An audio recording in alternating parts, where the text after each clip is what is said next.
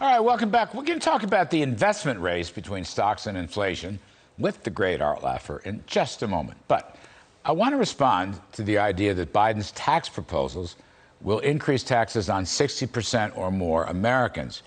This is from the Brookings Institute Tax Policy Center, which is slightly left of center, but a very capable, competent output. And they're on to something. The cutting edge of this argument, however, is not the individual tax, it's the corporate tax. Corporations don't pay taxes, folks. People do.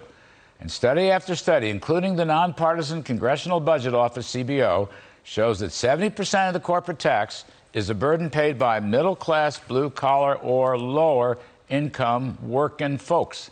Consumers pay for the corporate tax. Investors also pay for the corporate tax. But working folks pay the bulk of it. So if you raise the corporate tax, like Biden, from 21 to 28%, along with an additional global minimum tax and a windfall profits tax that we've surrendered to the G7, or even this new minimum tax at home, the negative impact on wages of working people will be enormous. Real wages will plunge, and so will productivity. Investments in plants and tech equipment will nosedive along with the real wages. Family incomes will also plunge. That's what's going to happen. This is the key point. Mr. Biden's $400,000 number is kind of a phony issue. It's the corporate tax. And that's why when Donald Trump slashed corporate taxes, we had the best gains in real wages and family incomes and the lowest unemployment rates for all minority groups, and a big decline in poverty and a decline in inequality in at least 50 years. It's the corporate tax that matters.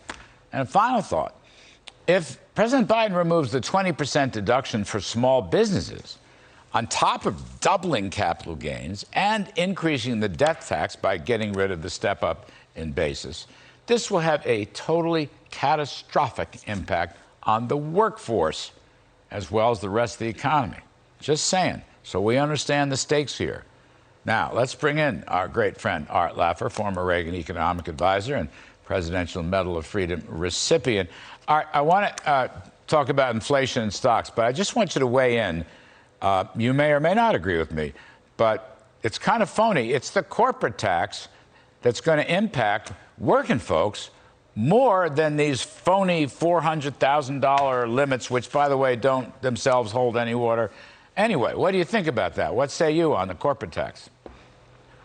Well, I think you're completely correct. I think what happened after the 2017 corporate tax rate reduction, plus all the other measures in that bill, I mean, what happened is the poverty rate in the U.S. went to the lowest level it's been ever. You got the minorities' unemployment rates. Now, that's not to say that it wasn't falling when Biden was leaving office. It was falling coming in. But this extended the boom for a long period. And by the way, the revenues came in higher than they were prior to the tax cut. Now, obviously not in the corporate tax revenues, but total government revenues went up more after the tax cut than they did before, either 2 years before or 4 years before. So, you know, bottom line is all the way around, the Trump tax bill was great, and Biden seeks to reverse all of that. And if you reverse something that was great, you're probably not going to get a good result. I hope I'm not going too harshly on that. No, but I agree with you totally, Larry. I don't want you to be too hard on it. But by the way, the corporate tax in round numbers was estimated static to cost $350 billion. That was paid for within 12 to 15 months. The repatriations alone were so massive, like double and triple what the Joint Tax Committee and the CBO suggested. And if it weren't for the pandemic, we were close to paying for the entire package. I think at one point we got to 1.2 or 1.3 trillion. It was 1.5 trillion. But who's counting? All right. Art, who wins the foot race between inflation and stocks?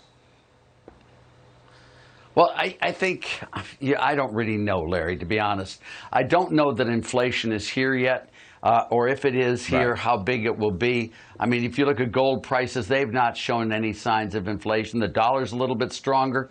You've got the 10-year bond yield is staying low. So all of those indicate that there isn't a big inflation coming shortly. Although every company you talk to, all the raw materials things, even the CPI and the PPI, all show inflation in the past. The question is inflation going to continue, or is this a one-time event that's going to come back? And right now, the jury's out. But I would say right now, the markets do not expect a higher inflation going forward. So I agree with you. I'm getting hammered by many of our conservative friends, but I agree with you. Me too. That's why I'm careful, Larry. No, I know. It's great. I think it's a one-off. But one thing that makes me confident that it's a one-off is the entire media, interestingly, is harping on inflation. To Joe Biden's detriment, I'm quite surprised they're doing this. But when the media jumps on something, they're wrong, and the political class second. But Art, let's say, in the last minute or two here, let's say instead of 2% or less inflation, which is what we've had for the last 20, 25 years, let's say you have 3 to 4% inflation. Not 8 or 10, but 3 to 4. Would that benefit or harm stocks in your view? Well, if it's just inflation by itself, that would hurt stocks. That's not good for stocks to have inflation.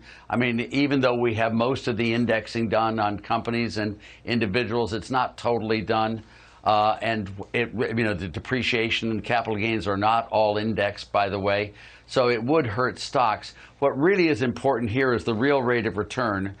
You get the 10-year bond yield minus the TIPS yield, and that gives you the real rate of return. TIPS yield is the real rate of return, and that's been exceptionally low. That shows that the markets are forecasting a very, very slow growth over the long run in real terms, and that's bad on stocks.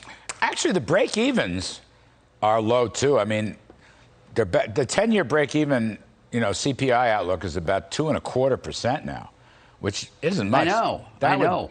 And the personal consumer deflator, which the Fed prefers, rightly so, would run 25 to 35, 40 basis points below that.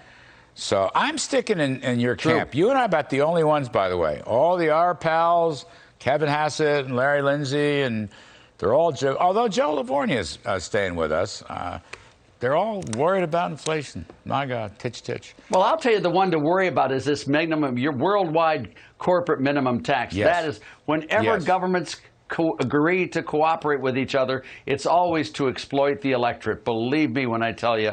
And a uniform tax would be the worst thing that could happen.